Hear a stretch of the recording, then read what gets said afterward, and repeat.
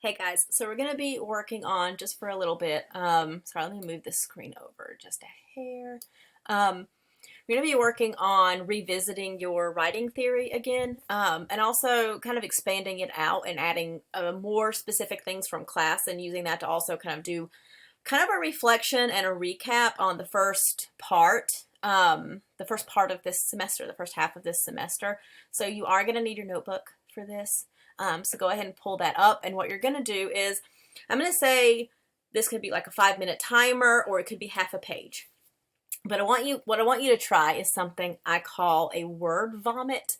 Um, it's actually, and probably the easiest way to do it is just set a 5-minute timer and write as much as you can think of for 5 minutes. If you don't really want to do a timer, you can shoot for half a page, like typed in your notebook. Both are probably about this, end up being about the same length.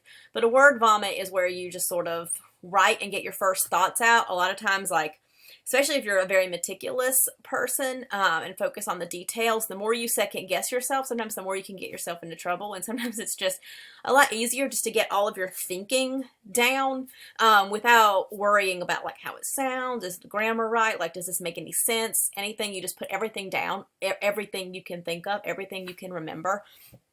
So I put down and made kind of a list on this table of a bunch of stuff that we covered in the first part of the semester.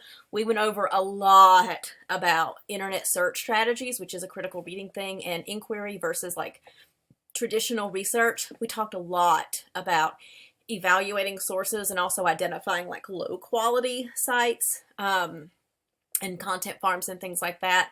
We talked about breaking down like a writing situation into like, of course, the context for the writing, but also like the purpose or the goal, the audience, the genre, like how that you should have some notes in your notebook also on this. Writing as a conversation, approaching writing as a conversation, and also approaching research as a conversation. We did a diagram with this, and you did a reading on that. Multimodality and the five modes. Objective writing, using those objective writing strategies, genre conventions, the 5 things that genre will kind of impact in a text, the 5 characteristics it will impact, identifying types and uses of sources, so different ways you use sources, and also thinking about primary, secondary, and tertiary sources, how they're used in research, how they're used in writing, considering other perspectives and attempting to gather research without bias and kind of pay attention to that. Practicing peer response as critical reading, and how to use peer response, creating and using your own research terms and questions to guide your research and really create that like habit of inquiry and those strategies kind of on your own. We've done a lot. There's a couple of things if you want to kind of do a glance back over your notebook just to refresh your memory. Sometimes you do things you completely forgot that you did, and just kind of work on that for a few minutes and then come back to me. With this next part, what I want you to do is look back at your reflection, your half a page, and underline parts of your reflection that you'd like to include in your writing theory. This may mean that you need to revisit your writing theory. This is actually our second revisit. We did the writing theory sort of prompts earlier in the semester. And again, your writing theory is your good concept of good writing, or your idea of what characteristics are good writing or skills good writers have. We did a revisit earlier, so you can look back over that. This is our second time we're going to revisit. So I want you to do is think about the reflection you just wrote. Look at some things you underlined, underline some parts of your reflection that you think you might like to include. And then immediately after that, describe a little bit about what you want to add to that theory and why. So like what specific things have you covered, did you underline in that description that you would want to include in your description of good writing that either add to or replace or help you kind of explain better with some examples, some things that you've talked about in that writing theory of what you want to add. The next thing is I want you to think about tying in some of the concepts that we've talked about, some of the 5 key concepts. Remember, we have rhetorical knowledge, we have knowledge of genre conventions, we have composing processes, we have critical reading, and we have critical reflection.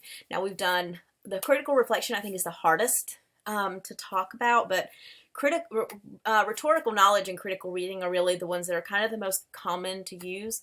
And you may have to, again, refresh your memory and look back at what you wrote down about these, but I want you to write down 2 that you feel like you're really kind of already talking about a lot in your current writing theory.